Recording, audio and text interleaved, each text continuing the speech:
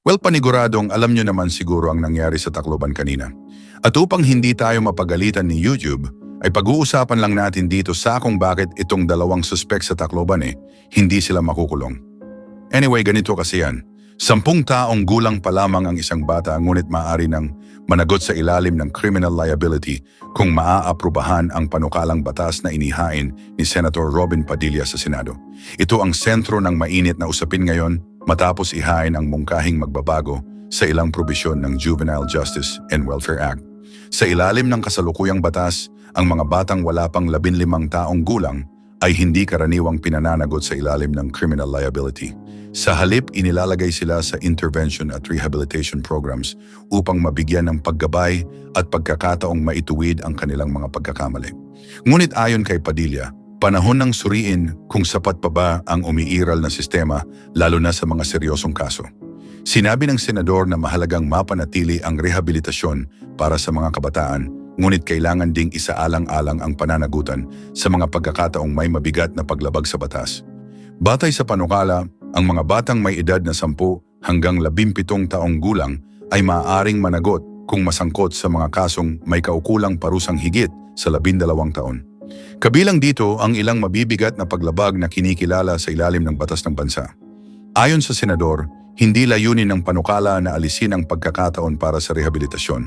Sa halip, nais nitong magkaroon ng balance sa pagitan ng accountability at mga programang tumutulong sa paghubog ng kabataan. Dagdag pa niya, mas maaga nang nalalantad ang mga kabataan sa iba't ibang impormasyon sa pamamagitan ng internet at modernong teknolohiya, dahilan upang mas maaga rin nilang maunawaan ang epekto ng kanilang mga desisyon. Mananatili naman ang intervention programs para sa mga menor de edad na masasangkot sa hindi seryosong paglabag.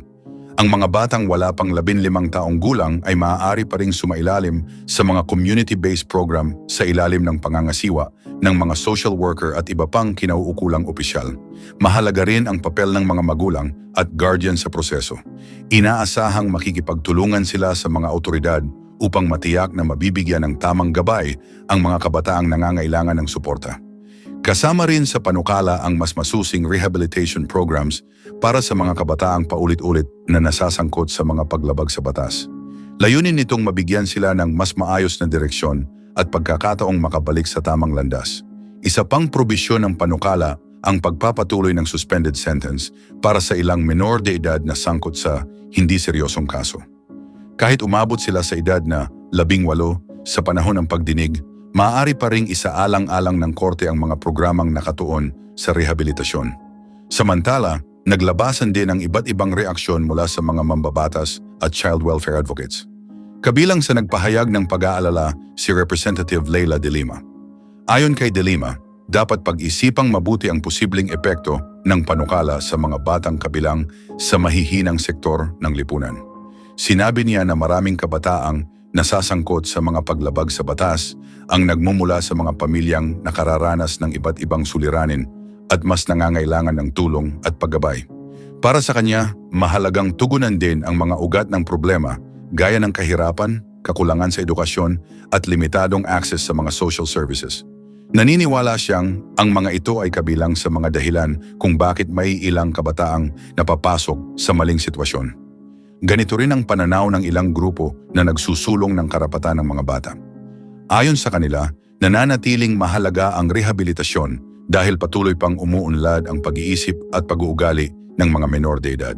Sa kabilang banda, iginiit naman ng mga sumusuporta sa panukala na hindi nito inaalis ang proteksyon para sa mga kabataan.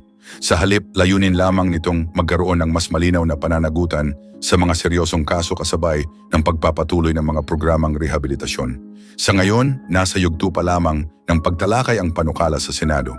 Inaasahang sasailalim pa ito sa mga pagdinig at konsultasyon kasama ang mga eksperto, mga representatives ng iba't ibang sektor at mga ahensyang may kaugnayan sa usapin. Well mga kapupong, bago pa man siya makilala bilang isang promising basketball player ng Ateneo Blue Eagles, nakilala muna si Rene Clerc Baterbonia bilang isang masipag at responsableng anak na tumutulong sa kanyang pamilya. Tuwing wala siyang laro, ensayo o commitment sa basketball, tumutulong siya sa kanyang mga magulang sa pagbebenta ng isda sa palengke. Para sa mga taong nakakakilala sa kanya, ang simpleng gawain na ito ang nagpapakita ng kanyang tunay na karakter, Isang kabataang may pangarap sa sports ngunit hindi nakakalimot sa kanyang tungkulin bilang anak.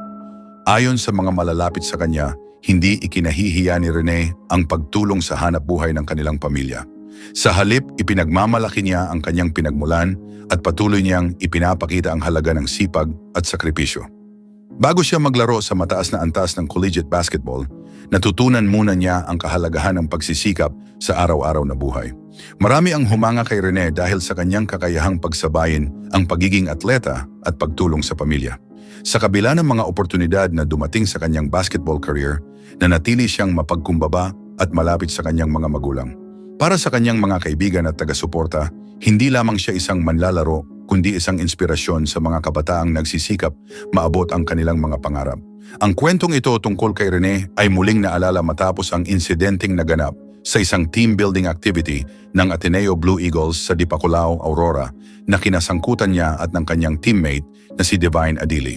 Ayon sa mga autoridad, isinagawa ang aktibidad bilang bahagi ng paghahanda ng koponan para sa UAAP Season 89. Layunin nitong palakasin ang samahan at tiwala ng mga manlalaro bago ang bagong season. Ngunit ang isang gawain na inaasahang magbibigay ng magandang karanasan sa koponan ay nauwi sa isang pangyayaring nagdulot ng matinding pag-aalala sa buong komunidad ng basketball. Sa mga oras na isinasagawa ang water activity, iniulat ng mga autoridad na nagkaroon ng mahirap na kondisyon sa lugar dahil sa malalakas na agos. Ilang kalahok ang naapektuhan at agad namang nagsagawa ng pagsagip ang mga kasama nila at mga responder na dumating sa lugar. Kasunod nito, nagsagawa ng masusing investigasyon ang Criminal Investigation and Detection Group upang malaman ang buong detalye ng nangyari. Sinabi ng mga opisyal na sinusuri nila ang mga impormasyon mula sa mga saksi, mga kalahok at iba pang kaugnay na detalye upang mabuo ang malinaw na timeline ng insidente. Tinitingnan din ng mga autoridad ang mga safety procedure na isinagawa bago at habang nagaganap ang aktibidad. Ayon sa kanila, mahalagang malaman kung nasunod ang lahat ng kinakailangang hakbang upang magkaroon ng malinaw na resulta ang kanilang pagsusuri. Samantala, patuloy na inaalala ng Ateneo community sina Rene at Divine. Si Divine Adili ay inilarawan ng kanyang mga teammate bilang isang dedikadong atleta at mabuting kasama na nagbigay ng positibong impluensya sa koponan. Bumuhos din ang mga mensahe ng suporta mula sa iba't ibang bahagi ng sports community. Maraming atleta, coach, alumni at tagahanga ang nagpaabot ng pakikiramay sa kanilang mga pamilya at sa buong Ateneo basketball program. Sa mga oras na naghahanda ang Blue Eagles para sa UAAP Season 89, sinabi ng mga manlalaro na nais nilang ialay ang kanilang season sa alaala ni Rene at Divine. Ayon kay Kiefer Alas, magsisilbing inspirasyon ng koponan ng kanilang mga kasamahan sa bawat laro at pagsubok na kanilang haharapin. Habang patuloy ang investigasyon, nananatili ang alaala ni Rene bilang isang atleta na may pangarap at isang anak na hindi nakalimot tumulong sa kanyang pamilya. Para sa marami, ang kanyang kwento ay hindi lamang tungkol sa basketball, kundi tungkol sa sipag, pagmamahal sa pamilya at determinasyon na maabot ang mga pangarap sa kabila ng mga hamon sa buhay.